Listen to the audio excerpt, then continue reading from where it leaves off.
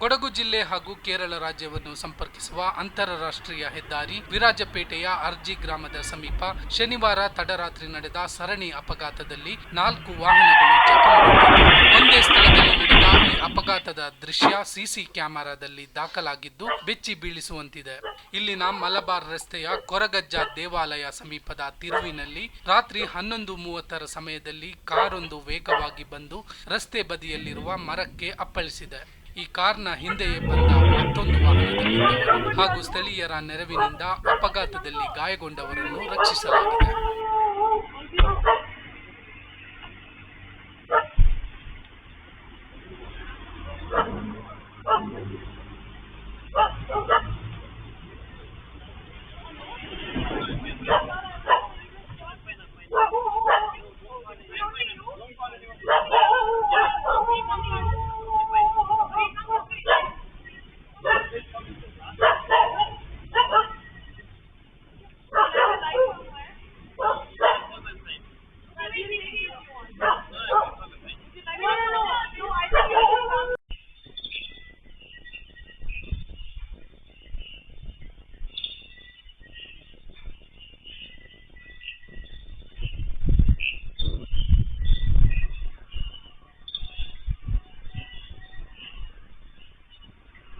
ಆದರೆ ಮತ್ತದೇ ಸ್ಥಳದಲ್ಲಿ ಬೆಳಗ್ಗಿನ ಜಾವ ಒಂದರ ಹಿಂದೊಂದು ಬಂದ 3 ವಾಹನಗಳು ಪರಸ್ಪರ ಡಿಕ್ಕಿ ಹೊಡೆದು ಅವಘಡ ಸಂಭವಿಸಿದೆ.